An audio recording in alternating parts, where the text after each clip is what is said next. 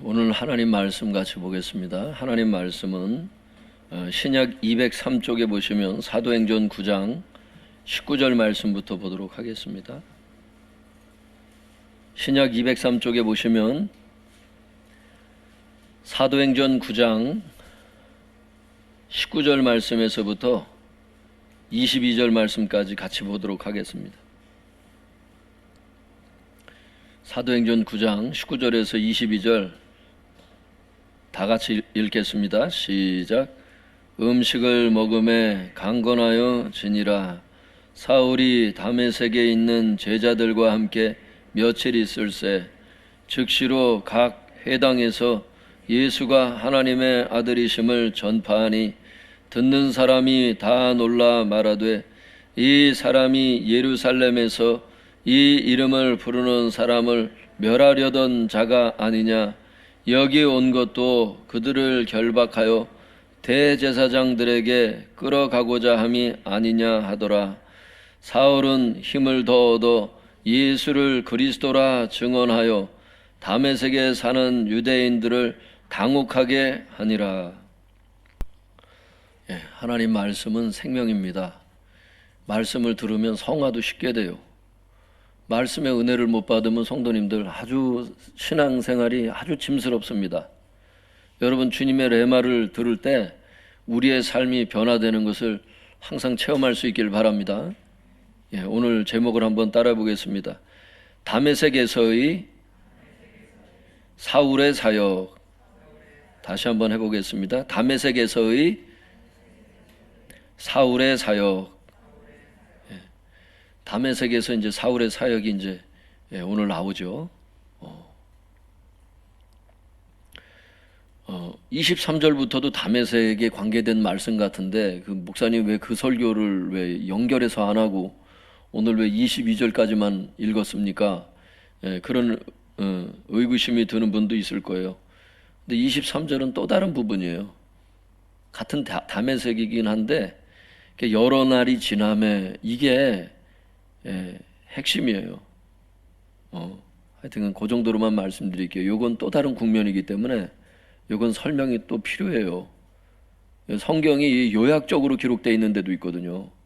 그냥 지금 막 사울이 회심을 해서 지금 이게 다 그냥 사역을 다 기록했나 보다. 이런 이제 요약된 글을 볼 때 이제 막 그렇게 성도들이 그런 생각을 하면서 그냥 막 본다고. 근데 그렇지 않아요. 성경을 그래서 연구를 해야 되는 거예요. 그래서 자기 상식으로 자꾸 보려고 그러거든. 이건 다음 시간에 하고요. 오늘은 19절부터 22절까지인데요. 성도님들, 지난 시간에 사울의 회심을 우리가 봤죠. 그가 다메섹에 다 도착했을 때 다메섹 그 도상에서 그 다메섹 길에서 예수님을 직접 만났죠. 그가 회심을 하죠. 그 회심했던 사울이 다메섹에서 어떤 사역을 했는지 그것에 대해서 이제 오늘 성경은 말씀하고 있거든요. 한 절 한 절 같이 살펴보도록 하겠습니다.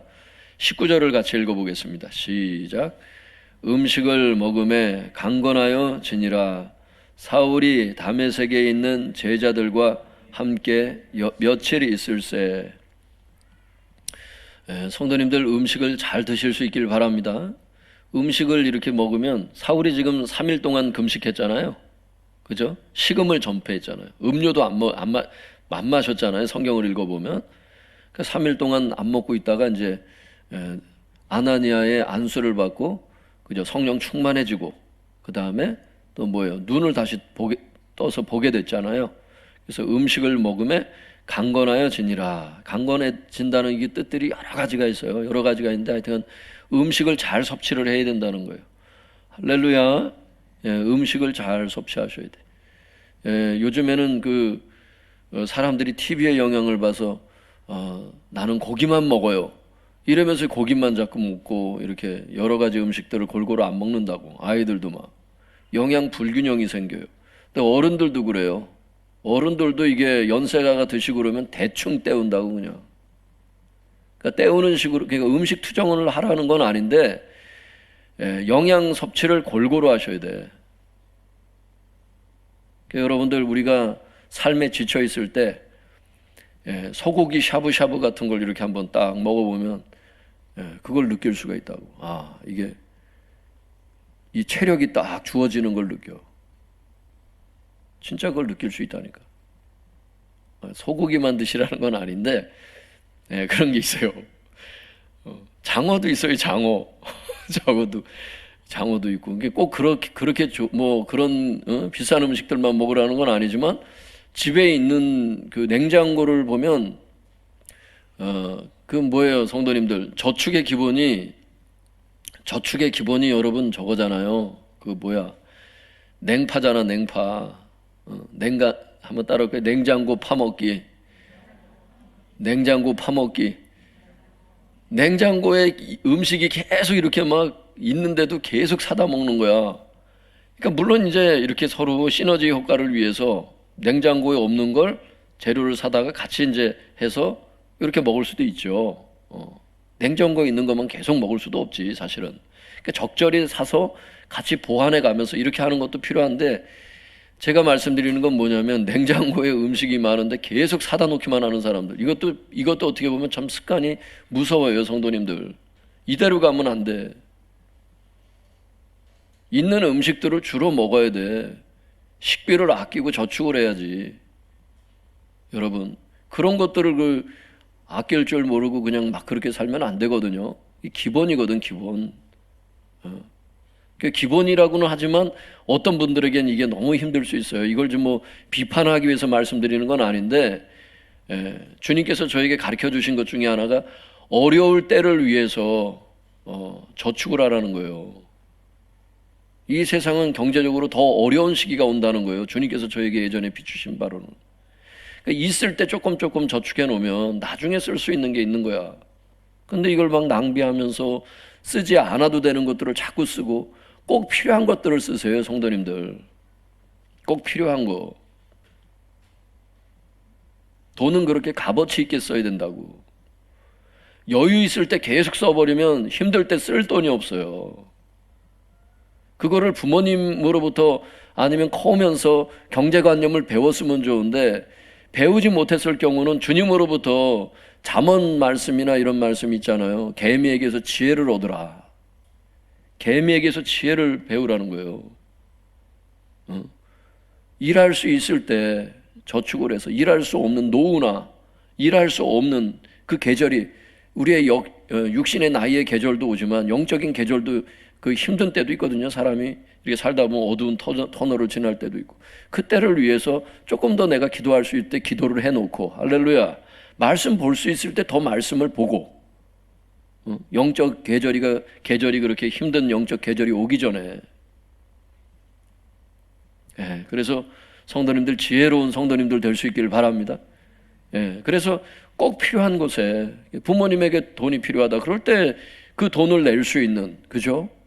그런 것들이 이제 점점 그렇게 돼야 되거든. 그러니까 냉파를 하셔야 돼, 냉파를. 근데 특별히 연세가 드신 분들일수록 자식들이 있으면은 막 음식을 막 하시잖아요. 그런데 혼자 있으면 대충 때우는 분들이 있어요. 특별히 여자분들이나 이런 분들. 그렇게 하면 자꾸 골다공증도 걸리고 막 그게 식비 아끼는 것보다도 어떻게 보면은 병원비로 나가는 게 더 많을 수 있어요. 자칫 잘못하면. 그게 그거야.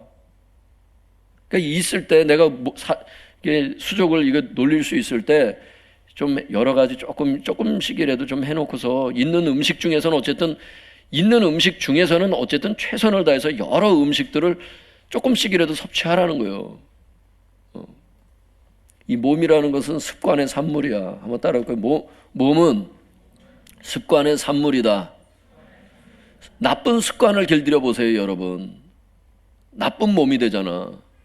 계속 음주하는 습관이 있어봐, 여러분. 나빠져요. 예를 들면 그런 거야. 흡연을 계속 습관적으로 해봐요, 여러분.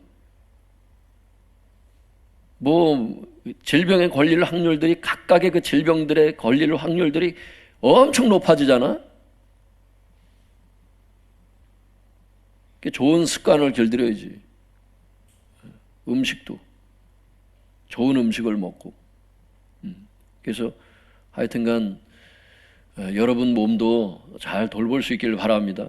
이 몸이 깨지면 안 돼. 이 몸이라는 거는 컵과 같은 이 그릇과 같은 거예요.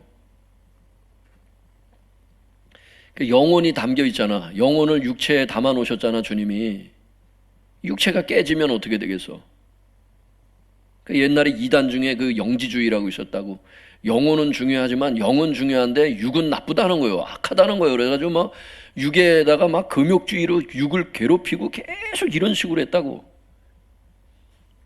이게 이단이라는 거예요. 이게 이단 사상 중에 하나예요. 그게. 여러분도 그렇게 생각하세요? 영은 좋은 거고 육신은 다 나쁜 거고 이렇게. 육체의 소욕이 있어서 때때로 힘들 때도 있지만 육신도 주님께서 이게 잘 보호하기를 원하시는 거예요. 그래서 지난 시간에 우리가 성탄절에도 봤잖아요.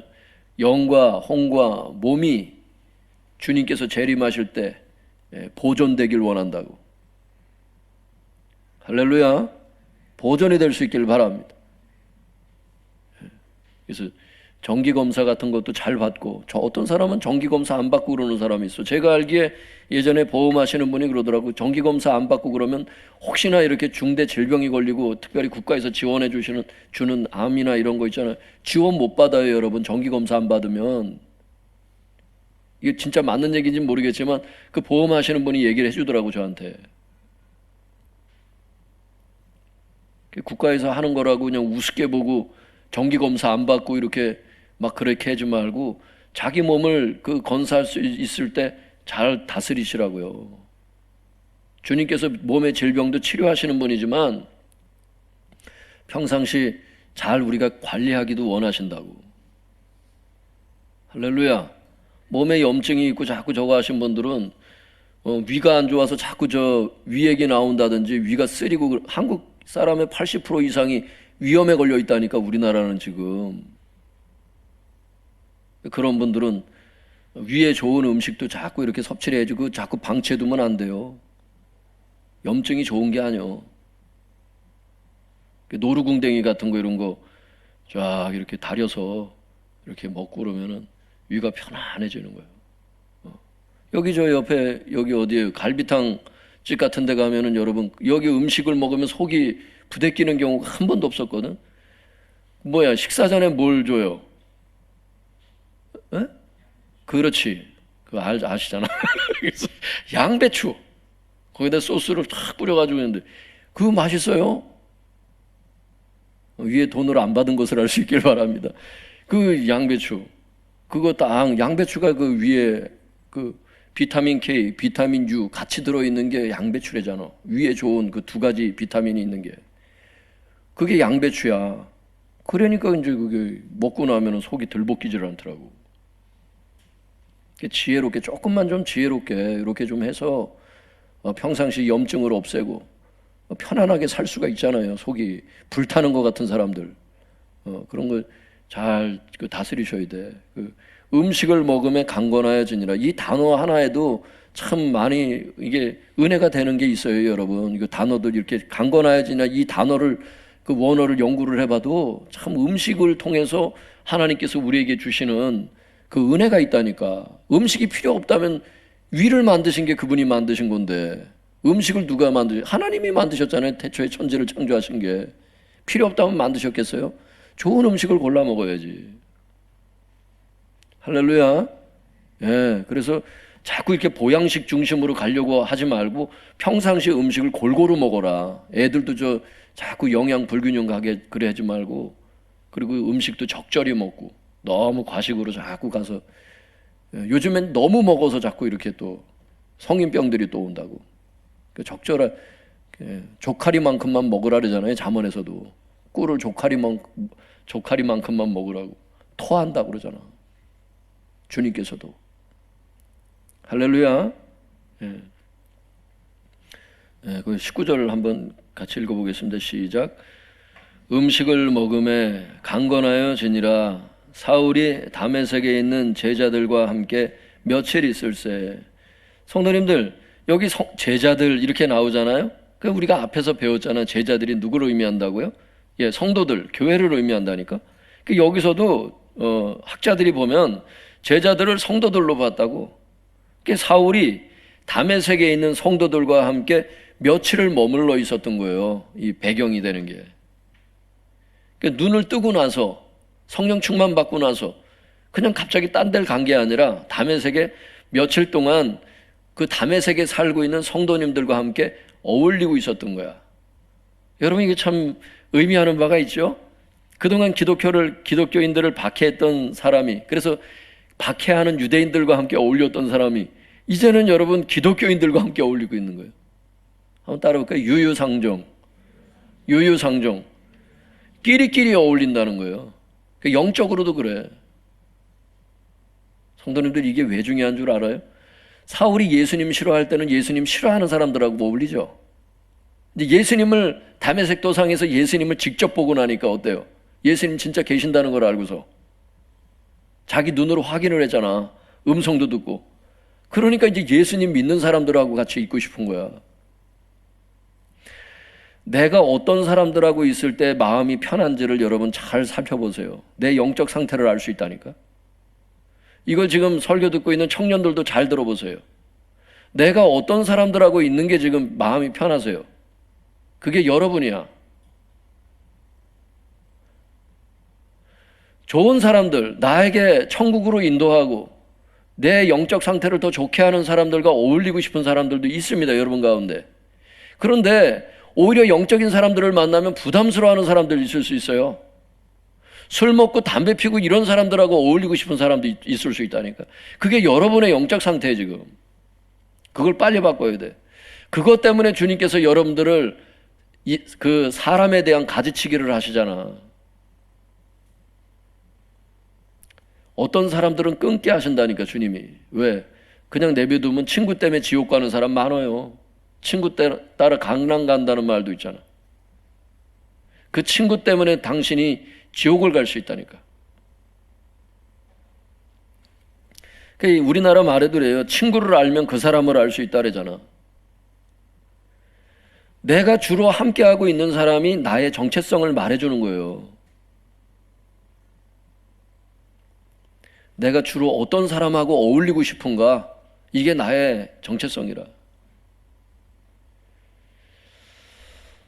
바라기는 나의 믿음을 떨어뜨리고 멸망으로 이끄는 사람들을 가지치게 할 수 있기를 바랍니다.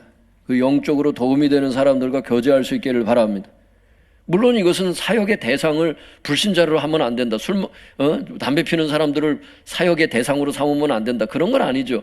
지금 유유상종에 대한 얘기를 하고 있잖아요. 사역의 대상을 얘기하는 게 아니잖아, 지금. 내가 주로 어울리고 싶은 사람이 누구냐. 그걸 얘기를 하고 있는 거죠. 사역의 대상을 얘기하는 게 아니라 맨날 그러면 누가 불신자를 전도하겠어요? 유유상종을 얘기를 하는 거예요. 영적인 유유상종을. 그래서 좋은 사람들을 영적인 사람들을 내가 좋아할 만큼 영적인 상태가 좋은 사람이 되어라. 그겁니다. 주님께서 주시는 메시지가. 그리고 불필요한 사람들은 사역의 대상이 아닌 한 신앙이 어릴수록 그런 사람들을 끊는 게 좋아요. 부모님들이 자식들 그 학교 보내고 그럴 때 나쁜 친구 사귀지 말라 그러잖아. 꼭 그와 같은 거. 영적인 나이가 어린데 자꾸 그 가가지고 오히려 신천지 전도하려고 하다가 그 신천지 빠진 사람도 있고 그랬잖아. 우리 교회 예전에 한 8명이 빠져나갔잖아. 신천지로 가는 바람에. 겸손하게 전도도 하고, 전도도 겸손하게 해야 돼. 자기 영적 상태를 알아가면서. 영적 나이가 어린데 그냥 가가지고 그냥 성경을 엄청 읽은 신천지한테 가가지고 오히려 잡아먹히고 그냥.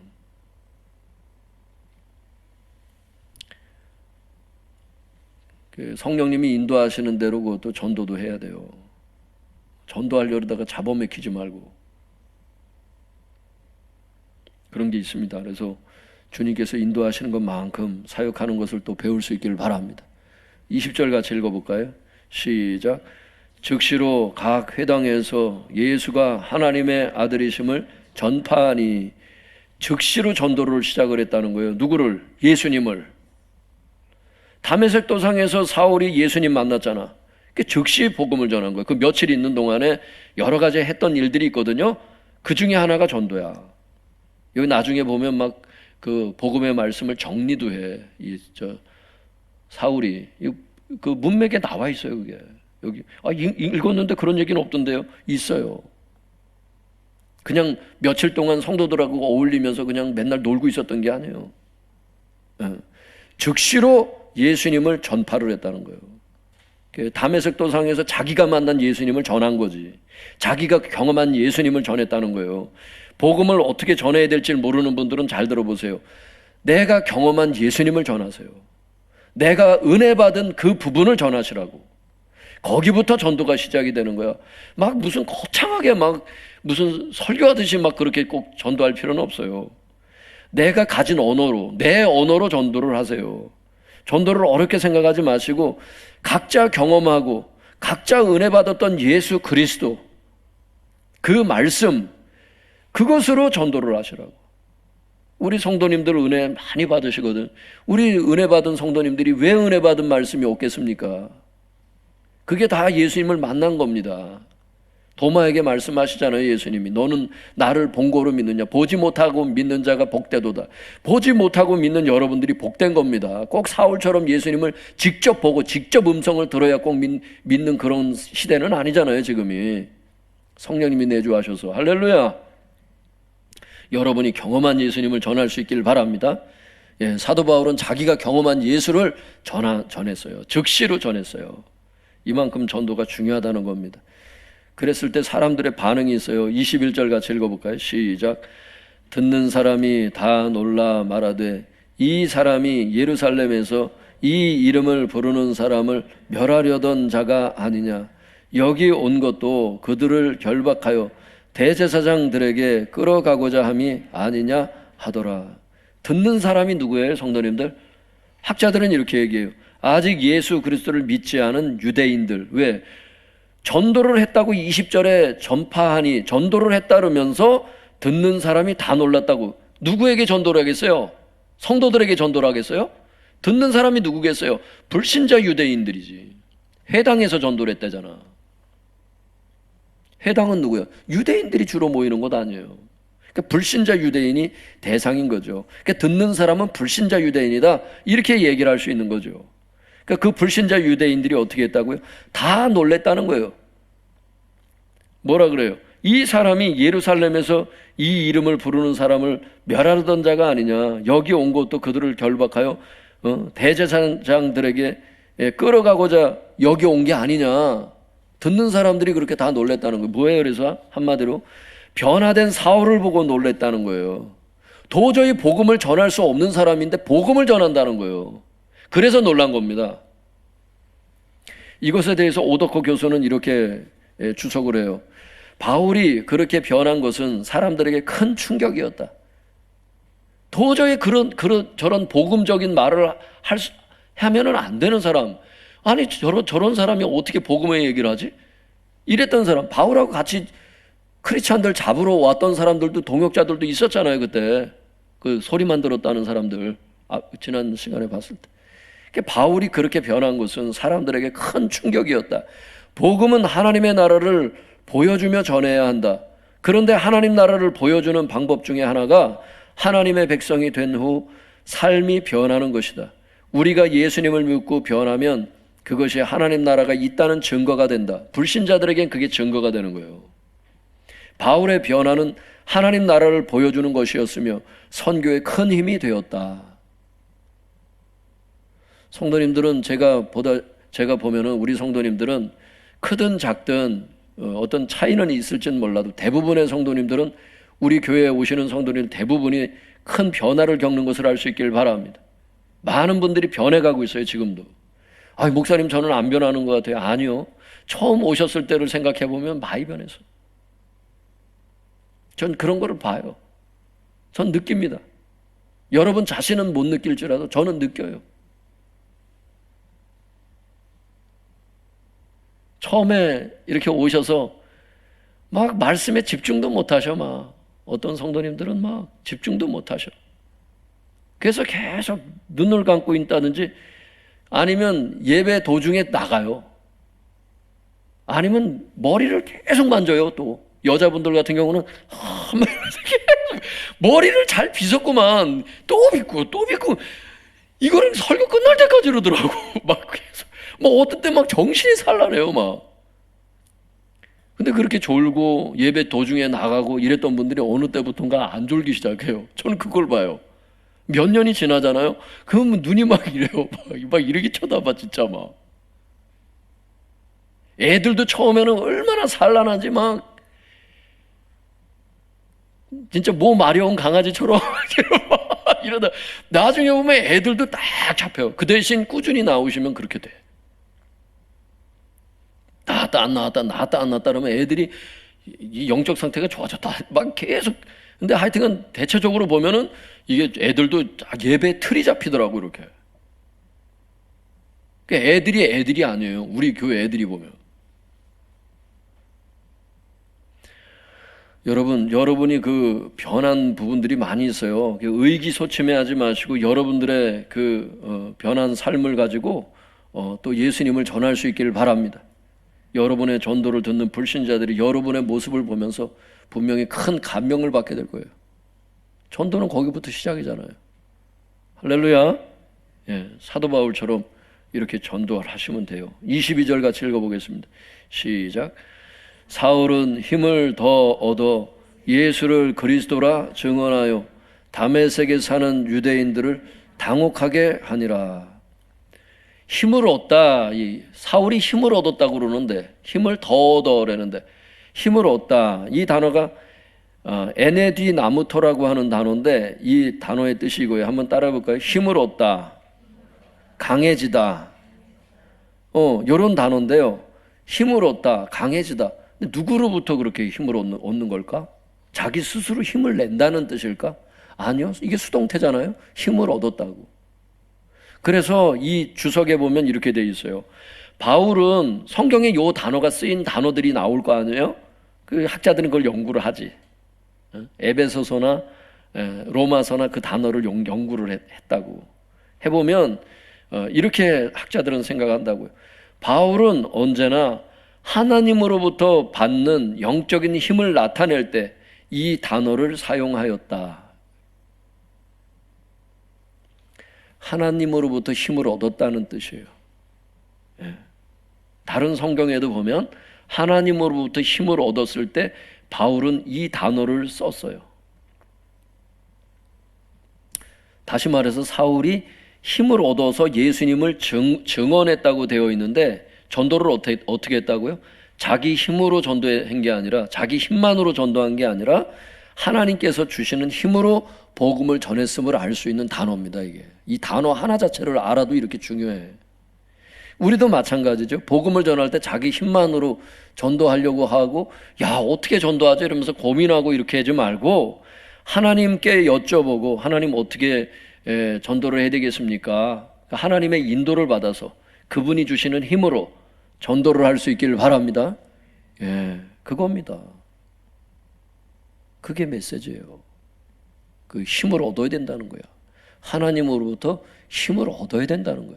모든 사역은 힘을 얻어야 돼요. 하나님으로부터. 여러분, 때때로 사역하는데 얼마나 힘이 없는 상태에서 사역을 시작해요. 우리가 다 그런 인간이라고. 힘을 내면 얼마나 힘을 잘 내겠어. 에너자이저면 얼마나 자기가 에너지가 많은 사람이겠어. 얼마나 가겠어 그 에너지가. 힘을 공급받을 수 있기를 바랍니다. 그래서 사역하기 전에 주님 사역할 수 있는 힘을 주세요. 용기를 주세요. 이렇게 기도하는 것은 좋은 것입니다. 여러분이 직장에서도 마찬가지예요. 하나님, 학교에서도 마찬가지. 공부하기 전에 어떤 새로운 일을 시작하기 전에 하나님 저에게 새 힘을 주세요.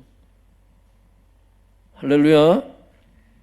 그렇게 사역도 하시고 또 직장 생활이나 공부도 그렇게 하실 수 있기를 바랍니다. 공부할 때도 그래요. 성도님들 공부할 때도 예전에 우리 성도님들이 질문했던 것 중에 보면은 대학교에서 교수님이 이런 과제를 내줬는데 이거를 어떻게 숙제를 해, 이거를 어떻게 레포트를 써야 될지 모르겠습니다. 이걸 저한테 질문하시더라고. 제가 그래서 그거를 하나님 앞에 지혜를 구했어요. 하나님, 오늘 여기도 있잖아요. 우리 찬송했잖아요. 주 없이 살 수 없네 나 혼자 못서리 힘없고 부족하며 지혜도 없도다. 지혜가 없으니까 힘도 없고 지혜도 없고 저도 지혜가 없으니까 주님께 그래서 여쭤봤죠. 하나님 이거를 어떻게 답변을 해야 되겠습니까? 그때 주님께서 지혜를 주시더라고. 그래서 이런 방향으로 한번 써보셔라고. 그게 답이야. 할렐루야. 주님께로부터 힘을 얻어서 할 수 있길 바랍니다. 공부할 때도 혼자서, 전 설교 준비할 때도 예전에 그렇더라고요. 앉아서 계속 골머리 싸내고 뭘 할까 이렇게, 이거 필요가 없더라고. 주님, 어차피 설교는 주님께서 나를 마이크로 쓰시는 것 아니야? 나는 마이크만 되는 게 설교 아니야? 성도들이 인간의 소리 들으라고 왔나? 그게 어떻게 답이 될 수 있겠어? 인생은 주님만 하시고 미래는 그분만 하시는데 잘못 얘기하면 어떻게 되겠어? 오히려 헷갈리게만 할 뿐이에요. 상담할 때도 모르면 차라리 입을 닫는 게 나아. 그게 성도를 위한 거야. 그러니까 뭐든지 안 되니까 여쭤보는 거예요. 주님을 의지한다는 건 범사에 그렇게 해야 되는 거야. 사도 바울이 그러잖아. 나의 나된 것은 하나님의 은혜로다 그러잖아. 그게 이빨림 소리를 하는 게 아니에요. 진짜 그렇게 살았던 거야. 전도를 하다가도 그쪽으로 가지 말라고 마케도냐의 환상을 보고서 이리 오라라니까 그리 가잖아. 아시아로 안 가고 마게도냐로 가잖아. 할렐루야. 그때 루디아를 전도하고 그러는 거 아니에요. 그러니까 똑똑한 척하고 그러면 안 돼요. 매사 주님께 진짜 쉬지 말고 기도하라 그러잖아. 여러분 마음이 힘들 때 이걸 누가 주관해? 여러분 어려운 마음에서 누가 나를 건져내? 힘을 얻어야 되는 거예요, 그게. 그래서 예수님은 구원자인 거예요, 구원자.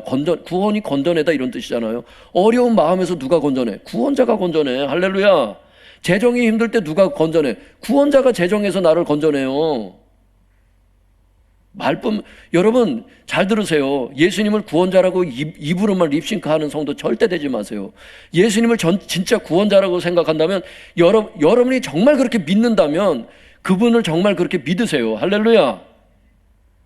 여러분이 그래서 구원이 필요할 때마다, 그게 구원이 필요한 게 어떤 분야이든지 간에 우리 영혼의 구원만 필요한 게 아니잖아요. 살다 구원이 건진받아야 될 게 많잖아 우리는. 할렐루야. 정말 예수님은 나의 구원자라는 걸 믿어야 된다니까. 여러분 믿으세요? 예수님이 질병으로부터 나를 구원하실 수 있는 구원자인 걸 믿으시냐고. 왜 쉬지 말고 기도하라 그래 주님께서. 쉬지 말고 기도할 만큼 그게 필요하기 때문에 그래. 그게 인생을 사는 게. 그분 아니면 못 살아서 그래. 사역을 할 수 있어. 이 어두운 세상에서, 이 두려운 세상에서 살아갈 수가 있어. 뭘 똑똑해서 무슨 망하지 않는 사업을 할 수가 있어. 사업도 그래 번창 좀 하는 것 같다가도 그냥 다른 정책이 세워지고 뭐가 어떻게 좀 급변하면 그냥 확 무너지고 하나의 사업이 없어지고 막 하잖아요. 은행도 괜찮다가도 뭐 없어지는 은행이 나오고 막. 은행은 영원할 줄 알지.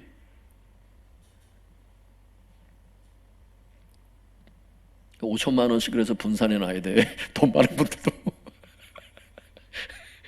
그렇게 많을 수 있을까? 예. 우리 교회도 그래서 분산해 놨어요. 분산해 놨어요. 교회 성도님들의 그 헌금을 축낼 수는 없잖아. 그걸 분산해 놔야지. 은행을 어떻게 믿어? 하나님을 믿을 뿐이에요. 하나님만 구원자야. 여러분 하나님은 구원자이신 것을 알 수 있길 바랍니다. 구원자로 오셔서, 그러면 구원하러 오셨다고. 근데 성도들이 구원해달라고 얘기를 안 하면, 기도 안 하면, 구원해달라고 기도 안 하면 구원자는 계속 서 계시잖아. 제자들이 배에서 예수님을 깨울 때 일어나서 폭풍을 잠잠케 하시지. 그냥 계속 내버려 두는 거예요. 그냥 자기 혼자 폭풍 그거 헤쳐나가려고 계속 노를 저으면서 자기 혼자서. 예수님을 안 깨워. 어떤 성도는. 따라볼까요? 기도. 예수님을 깨울 수 있길 바랍니다. 구원해달라고 말씀드릴 수 있길 바랍니다. 그게 기도잖아요. 그 힘을 얻으셔야 돼. 힘을 얻어서 전도할 수 있길 바랍니다. 우리 자신에게서는 하여튼 답이 안 나와요. 하나님께 여쭤보고 그분이 지혜를 주실 수 있는 분이라는 것을 정말 믿는다면 정말 기도를 하셔야 돼. 사람이 때때로 자기가 말하는 거하고 자기가 믿는 게 다를 수 있거든요. 하나님은 구원자라면서 의지를 안 해. 혼자 살아. 그냥 혼자 노력하고. 그 구원자가 해야 될 역할을 지가 다 하면서 얼마나 지가라 그래서 죄송해요. 얼마나 힘 빠지고 얼마나 생애가 힘들겠어. 자기 노력으로 직장 생활하고 자기 노력으로 승진하려고 자기 노력으로 전도하려니까 답이 없지라니까. 지혜가 부족하잖아. 우리는 지혜도 없도다. 한번 다 같이 해보겠습니다. 지혜도 없도다. 지혜가 없어요. 실제로 하나님께 지혜를 받아야 돼. 교회의 머리는 예수 그리스도. 할렐루야. 머리에 생각이 있으실 줄 믿습니다. 그분 말씀하시면 그분의 몸인 우리는 움직이면 되지. 이제 행동하면 되지. 머리가 생각하시고 우리는 움직이면 되고. 22절 읽어보겠습니다. 성도님들 22절 다시 한번 시작. 사울은 힘을 더 얻어 예수를 그리스도라 증언하여 다메섹에 사는 유대인들을 당혹하게 하니라.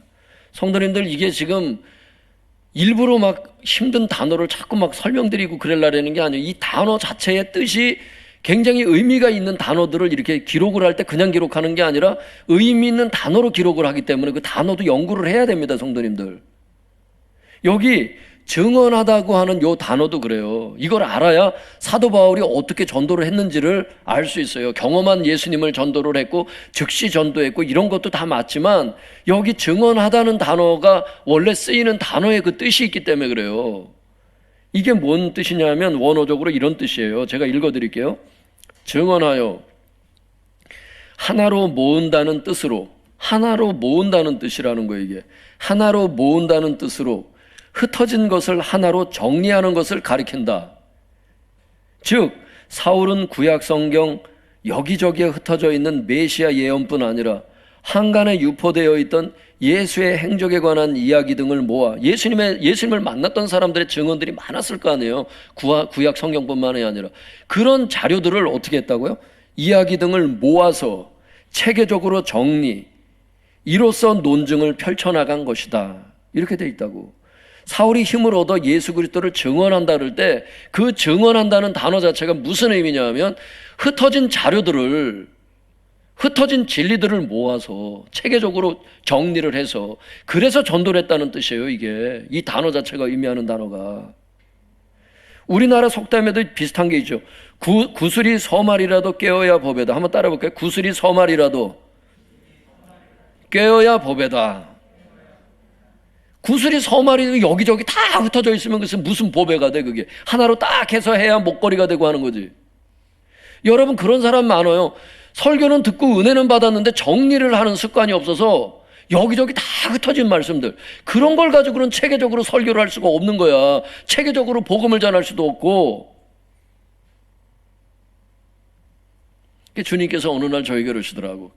꽤 몇 년 전인데 주님께서 구슬이 서말이라도 깨어야 법에다 그러시는 거야. 이 감동이 오는 거예요. 감동이. 하늘의 음성이 들렸다는 게 아니라 제 마음에 감동이 오더라고. 그 제가 주님의 그 말씀을, 그 감동을 받을 때 딱 알게 하시더라고요. 아, 말씀을 잘 정리를 해라는 거구나. 여기저기 흩어져 있는 말씀 연구들을 잘 정리를 해놓고 필요할 때 써야 되니까. 할렐루야. 사도 바울은 그렇게 전도를 했다는 거예요. 아무리 훌륭하고 좋은 것이라도 다듬고 정리해야 값어치가 있는데 아무리 흩어져 있으면 그게 무슨 의미가 있어?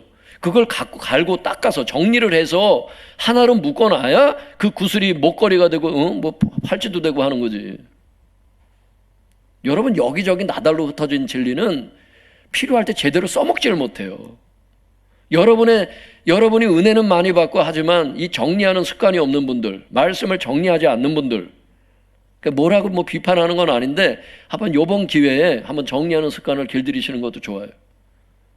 저희 장모님 같은 경우는 성경을 구약부터 신약까지 한번 다 쓰시더라고. 그냥 다 쓰셨더라고. 지금 우리 사모님도 지금 성경 필사하고 있거든요.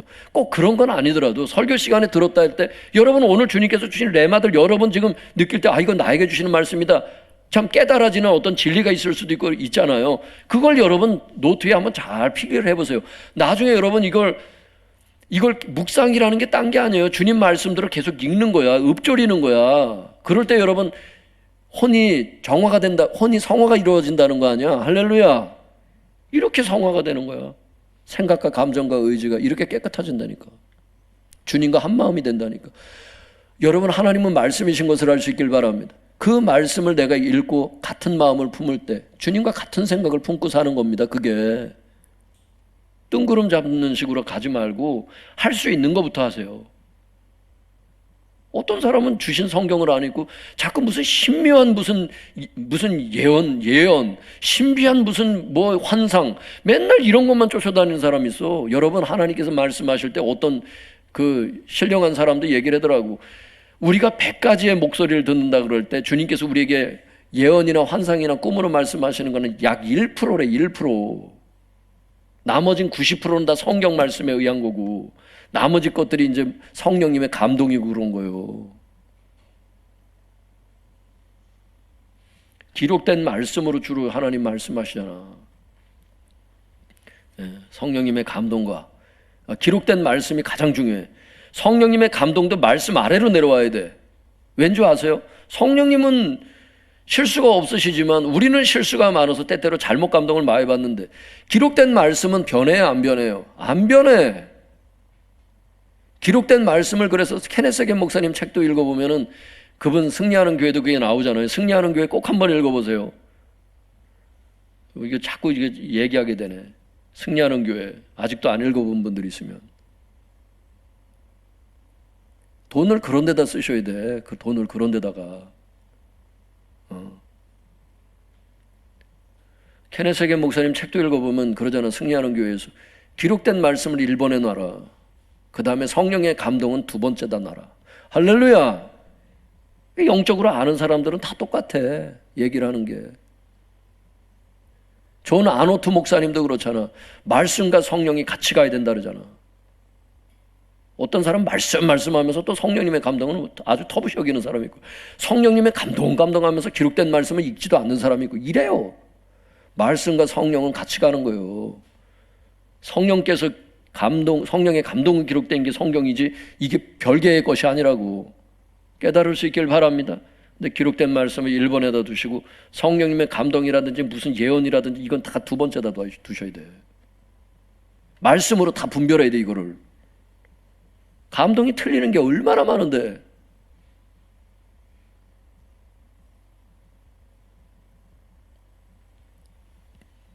자기도 감동을 잘못 받는데 누구를 예언을 해줘.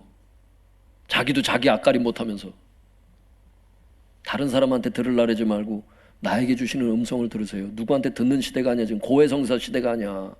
내 안에 하나님 와 계셔. 할렐루야. 주의 종들도 그러더라고.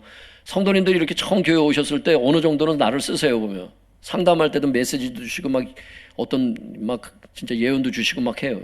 그 얘기를 해. 그런데 어느 정도 이게 벌써 몇 달 지나고 벌써 시일이 지나면 그 다음엔 상담할 때도 별 말씀을 안 주셔. 왜? 직접 내가 하겠다는 거예요.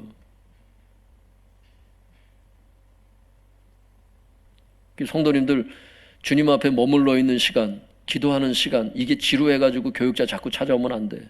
자기가 해야 될 건 자기가 해야 돼. 할렐루야. 왜? 주님이 나를 꼭 쓰시는 건 아니잖아요. 주님께서 전도사님들을 꼭 쓰시는 건 아니잖아. 주님께서 나를 직접 상대하는 시대라는 거예요. 저는 사역하면서 그런 걸 배우게 돼요. 처음에는 막 어떻게든지 쥐어 짜가지고 주님으로부터 어떻게든지 쥐어 짜서 성도들을 먹여서 보내려고 막 어떻게 뭐래도 얘기해서 보내려고 막 그래. 아니더라고. 그냥 자연스럽게 가라. 그냥 자연스럽게. 뭘 특별한 걸 자꾸 해주려고 하지 말고, 안 주시면 안 주셨다고 얘기를 하고, 주셨으면 주셨다고 얘기를 하고. 할렐루야. 솔직하게 그냥 목회해야 되겠더라고.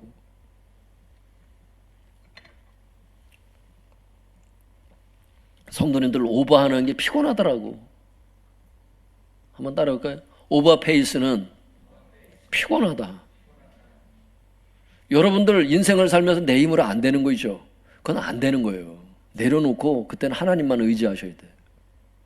그거 자꾸 안 되는 걸 되게 하려고 내 힘으로 막 노를 지려고 하고, 노아의 방주에 노도 안 만들어 놓으셨는데 그거 자기가 막 움직이려고 그러잖아요. 그러면 이제 막 정신적인 스트레스가 쌓이기 시작하면 막 질병도 오고 막 그럴 수 있다고. 막.